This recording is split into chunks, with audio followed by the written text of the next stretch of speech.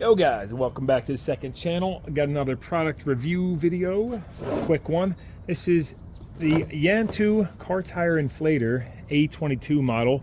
You can get these on Amazon. I'll drop a link down below if you want to check them out. I think the current pricing is around 65 bucks.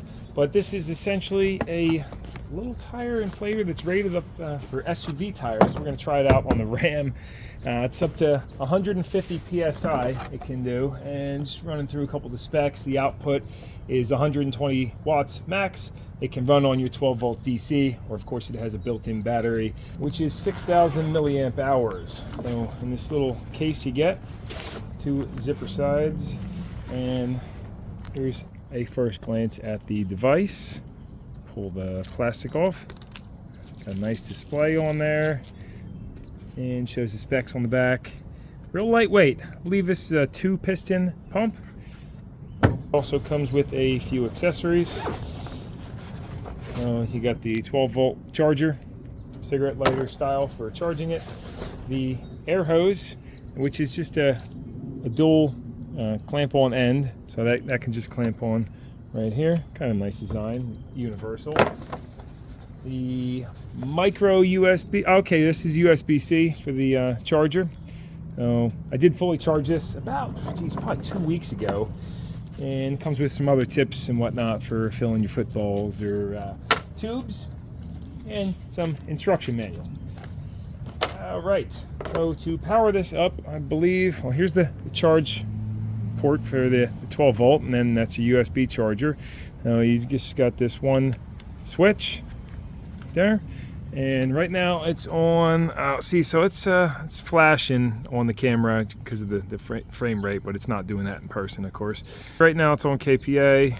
Hit that, kilogram, and that's bar. There's PSI. Okay, you see we're showing 3 bars. I forget if it was 3 or 4 after I fully charged it. But if you want to set your pressure, leave it on PSI. You can just, now this will do auto shut off. So if you want to set it up to 40, you leave that there. You can lower it back down, whatever the case. Well, let's run a fast test doing these LT 285 70/17. So pretty good sized truck tires. Current pressure is 78. We're gonna try to bring it back up to that from a dead empty tire. See if it overheats and melts or what it does. Okay, that took a little while.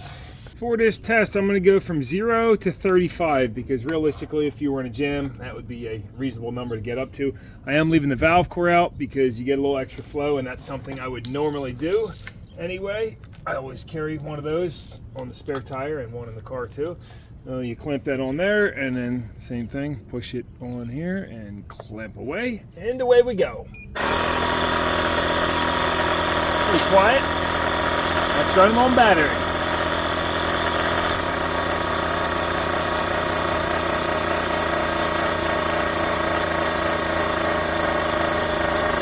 All right, 5-minute mark. That has got us to 15.5 or 16 psi. Slightly warm, but not super hot or anything. So I'm gonna keep letting that go, and we'll see if we can get us up to 35. That would be, I mean, you could drive on that. So 5 minutes for a truck tire to get it even remotely drivable, or movable. I wouldn't hit the highway at 16 psi though. And there it is. 6 minutes later, it has hit 35 psi and then shut off. Ooh, scorching hot on this side, just on the steel. But the case, hot, not alarming though. Let's just turned off completely. Yeah, it actually died at 35 psi, I think. Got her plugged into the cigarette lighter. Could be a touch longer, but it looks like we should be able to make it. Yeah, there it goes, fired right up. Let's hear this pump now. Sounds pretty good. So it's nice you got the dual action. Plug this in, and there we go. And it's showing 32.5 now since I lost some air.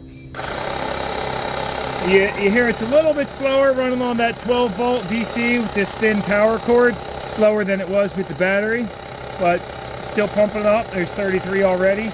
I don't think I should be bringing this up to the 80 psi. While this is rated for 150 psi max pressure, that's more if you're doing like a bicycle tube or an airbag or something, which I guess we could test that on the airbags of my Tundra.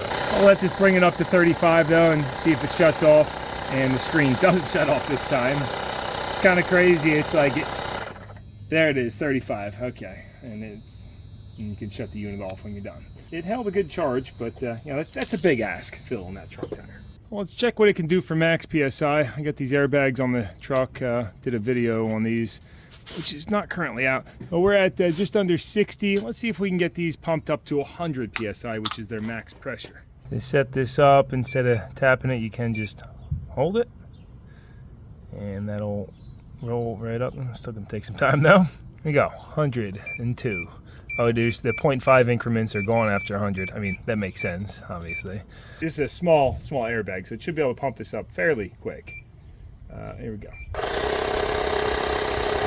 And this is running on the 12 volt, of course.